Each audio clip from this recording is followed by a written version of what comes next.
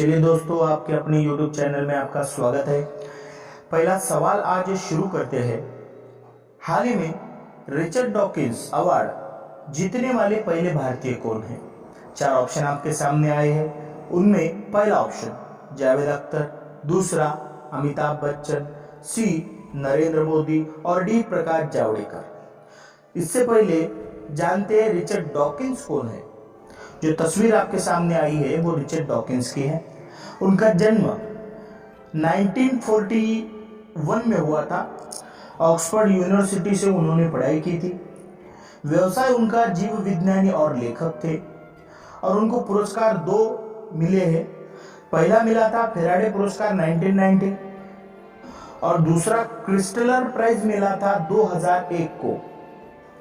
2006 में डॉकिंस ने Richard Dawkins Foundation for Reason and Science की स्थापना की और एक गैर लाभकारी संगठन तैयार किया। इस संगठन ने विश्वास और धर्म के मनोविज्ञान, वित्त पोषित वैज्ञानिक शिक्षा कार्यक्रमों और सामग्रियों पर शोध किया और धर्मनिरपेक्ष स्वभाव वाले धर्मार्थ संगठनों को प्रचारित और समर्थित किया और इसी संगठन की तरफ से जावेद अख्तर को यह पुरस्कार दिया गया है। चलिए दोस्तों, अगला सवाल देखते हैं। हाल ही में जारी रिपोर्ट के अनुसार भारत में 2012 से लेकर 2019 के बीच कितने बाघों की मृत्यु हुई है? Option A 640, B 712, C 750, D 565। तो दोस्तों, अगर देखा जाए तो 2012 से 2019 के बीच अगर देखा जाए तो 750 बाघों की मृत्यु हो चुकी है। 750 750 बाघों की मृत्यु इन 7 सालों में हो चुकी है। चलिए अगले सवाल पर बढ़ते हैं। हाल ही में जारी रिपोर्ट के अनुसार 2012 से 2019 के बीच में सबसे ज्यादा बाघों की मृत्यु कहां हुई है? इसके पहले का सवाल क्या था? कितने बाघों की मृत्यु हुई है? तो कितने अगर कहा जाए तो 750 और कहां ज्यादा मृत्यु हुई है? Option A Maharashtra, B Karnataka, C Madhya Pradesh, D Chhattisgarh. तो दोस्तों, सबसे ज्यादा बाघों की मृत्यु हुई है मध्य प्रदेश में। आज देश में बाघों की संख्या 3000 तक पहुंच चुकी है। पूरी दुनिया में बाघों की तेजी से घटती संख्या की प्रतिशत भारत में संख्या तेजी से बढ़ी है। 29 जुलाई को वर्ल्ड टाइगर डे मनाया जाता है। 29 जुलाई को वर्ल्ड टाइगर डे मनाया जाता है और बाघों की संख्या के बारे में देखें तो फर्स्ट नंबर पे आता है एमपी, जहां फिलहाल में 524 टाइगर है। मध्य प्रदेश 526, कर्नाटक 524 और तीसरे नंबर पर आते हैं उत्तराखंड, 442 बाघ वहां पर है। 4 साल में 774 से बाघों की संख्या बढ़ी है। तो इस सवाल का जवाब है सी मध्य प्रदेश। अगला सवाल देखते हैं, अगले सवाल पर बढ़ते हैं। सवाल है, हाल ही में पर्यावरण मंत्रालय द्वारा शहरी वन आवरण बनाने के लिए एक नई पहल शुरू की गई। उस पहल का नाम क्या है? ऑप्शन ए नगर वन, बी हर शहर में वन, सी वनावरण, डी वन का महत्व। तो दोस्तों, चलिए दोस्तों देखें, हाल ही में विश्व पर्यावरण दिवस के अवसर पर पर्यावरण, वन एवं जलवायु परिवर्तन मंत्रालय द्वारा अगले 5 वर्षों में देश भर में 200 शहरी वन विकास यानी 200 शहरी वन विकसित करने के लिए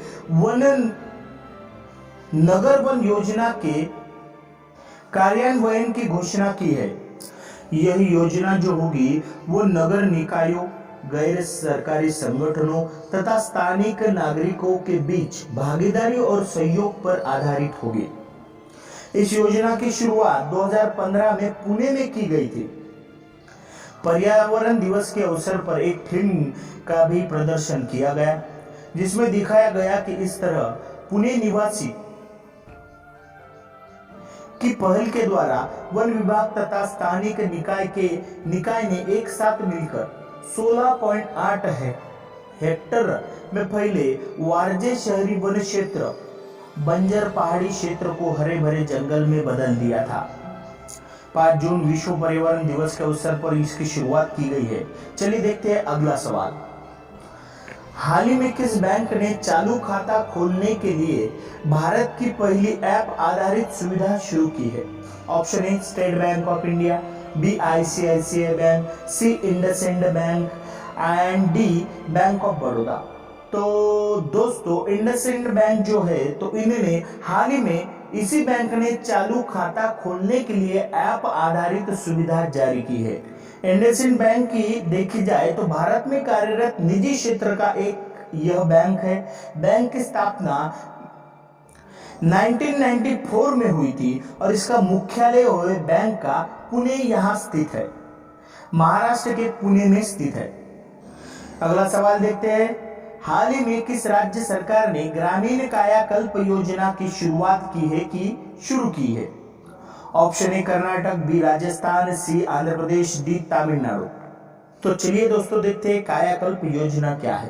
केंद्र स्वास्थ्य मंत्रालय ने सार्वजनिक स्वास्थ्य संस्थाओं में साफ सफाई व संक्रमण रोकने के लिए एक प्रयास को बढ़ावा देने के लिए एक विशेष योजना की शुरुआत की है। यह पहल देश की प्रत्येक सार्वजनिक स्वास्थ्य संस्था को उत्कृष्टता के मानकों की दिशा में काम करने के लिए उत्साहित करेगी, जिससे संस्थाओं को स्वच्छ रखने में मदद मिलेगी। तो इसकी शुरुआत की है तमिलनाडु सरकार ने। चलिए दोस्तों अगले सवाल पर बढ़ते हैं। अगला सवाल है, हाल ही में किस राज्य सरकार ने मेघ संदेश ऐप जारी किया है? मेघ संदेश ऐप। तो कर्नाटक सरकार ने मेघ संदेश ऐप जारी किया है। अगले सवाल पर बढ़ते हैं। अगला सवाल देखिए, हाल ही में किस राज्य सरकार ने विशेष आजीविका हस्तक्षेप योजना को मंजूरी दी है? A option Orissa, B Madhya Pradesh, C Maharashtra, D Paschim Bangal. आइए पहले जानते हैं आजीविका मिशन क्या है। इस योजना का लक्ष्य शहरी गरीब परिवारों की गरीबी और जोखिम को कम करने के लिए उन्हें लाभकारी स्वयं रोजगार और कुशल मजदूरी रोजगार के अवसर का उपयोग करने में सक्षम करना इस मिशन का लक्ष्य है। तो कोरोना वायरस के चलते उड़ीसा सरकार ने किसानों और प्रभावी कामगारों सहित कोरोना वायरस महामारी से प्रभावित लोगों की आजीविका से मदद करने के लिए 17,000 करोड़ रुपए की योजना पेश की है। तो इसका सही आंसर होगा उड़ीसा। विशेष आजीविका हस्तक्षेप योजना को मंजूरी उड़ीसा सरकार ने दी है। अगला सवाल देखते हैं दोस्तों, विश्व खाद्य सुरक्षा दिवस कब मनाया जाता है? Option A 6 June, B 7 June, C 8 June, D 9 June. तो देखिए विश्व खाद्य सुरक्षा दिवस मनाया जाता है 7 जून, यानी ऑप्शन 2 यहाँ योग्य रहेगा। तो देखते हैं 7 जून। तो सबसे पहले इस दिन को संयुक्त राष्ट्र महासभा द्वारा दिसंबर 2018 में खाद्य और कृषि संगठन के सहयोग से मनाने का ऐलान किया गया था। इस दिन को मनाने के पीछे खाद्य सुरक्षा के प्रति लोगों को जागरूक करने का उद्देश्य था, जो खराब भोजन का सेवन करने की वजह से गंभीर रोगों के शिकार बन जाते थे, उनके लिए था। तो 2019 की इसकी थीम क्या थी? तो 2019 की थीम थी इसकी फूड सेफ्टी एवरीवन बिजनेस, यानी कि खाद्य सुरक्षा सभी का व्यवसाय। यह 2019 की थीम थी विश्व खाद्य सुरक्षा दिवस की। 2020 की क्या थीम है फिर? इस बार संयुक्त राष्ट्र ने 2020 के लिए कोई भी थीम जारी नहीं की है। ऐसा माना जा रहा है कि इस बार भी थीम वही रहेगी, food safety and everyone's business, यानी कि खाद्य सुरक्षा सभी का व्यवसाय। 2019 की ही थीम 2020 को लागू रहेगी, ऐसा माना जा रहा है। अगला सवाल देखते हैं, हाल ही में जारी पर्यावरण प्रदर्शन सूचकांक 2020 में भारत कौन से स्थान पर है? Option A 168, option B 128, option C 132, option C 147। तो इसका आंसर है ए 168। इस पर्यावरण प्रदर्शन सूचकांक में टोटल 180 देश है और इसमें भारत का नंबर 168वें स्थान पर भारत है। चलिए देखते हैं पर्यावरण प्रदर्शन सूचकांक कैसे निकाला जाता है। यह निकाला जाता है दोस्तों जैव विविधता और आवास के आधार पर, परिस्थितिकी सेवा के आधार पर, वायु गुणवत्ता आधार पर, स्वच्छता और पेयजल के आधार पर, जल संसाधन के आधार पर, जलवायु परिवर्तन के आधार पर, प्रदूषण उत्सर्जन के आधार पर, कृषि के आधार पर, भारी धातु के आधार पर, ऐसे बहुत से सूचकांक इसमें दिए गए हैं जिसके आधार पर यह पर्यावरण सूचकांक, प्रदर्शन सूचकांक यह पेश किया जाता है। और इसमें भारत का 180 देशों में 168वां नंबर है। पहली रैंक पर देखा जाए तो डेनमार्क है, दूसरी लग्जमबर्ग, अमेरिका अगर देखा जाए तो 24वें स्थान पर है, चीन अगर देखा जाए तो 120वें स्थान पर है और लाइबेरिया देखा जाए तो 180वें स्थान पर वो है। आशियाई देशों की अगर रैंक देखी जाए तो भूटान 107वें स्थान पर, श्रीलंका 109वें स्थान पर, मालदीव 127वें स्थान पर, पाकिस्तान 142वें स्थान पर, नेपाल 145वें स्थान पर, बांग्लादेश 162, भारत 168, अफगानिस्तान 178। चलिए दोस्तों आज का आखिरी सवाल देखते हैं। हाल ही में किस राज्य ने अपना सबसे बड़े जैव विविधता पार्क की शुरुआत की है? ए असम, बी उत्तराखंड, सी हिमाचल प्रदेश, डी सिक्किम। तो इसका सही आंसर होगा उत्तराखंड। ये चर्चा में क्यों है?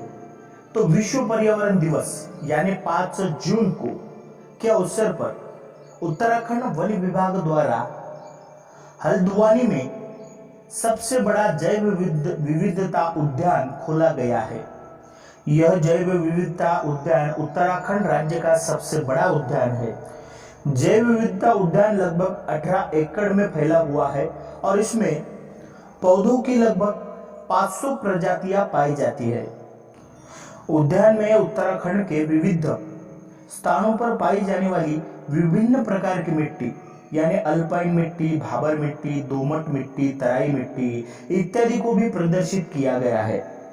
अगर देखा जाए तो खनन, तस्करी, आग, सूखा, बाढ़ और निश्चित रूप से जलवायु परिवर्तन जैसे कारणों से दुनिया भर में जैव विविधता तेजी से घट रही है, विलुप्त होने के कगार पर पहुंच गई है, खड़ी हो गई है। इसलिए यह जैव विविधता जो पार्क है जो उभारा गया है। तो यह जैव विविधता की परिभाषा कब अपनाई गई थी? तो 1992 में रियो डी जानेरो यहाँ पे जो एक सभा आयोजित की गई थी, आयोजित सभा में पृथ्वी सम्मेलन में जैव विविधता की मानक परिभाषा अपनाई गई थी 1992 में। चलिए दोस्तों यह पार्क बना है उत्तराखंड में, आंसर होगा उत्तराखंड। आज का हमारा वीडियो अगर पसंद आया होगा तो सब्सक्राइब कीजिए, लाइक कीजिए, कमेंट कीजिए, शेयर कीजिए। धन्यवाद।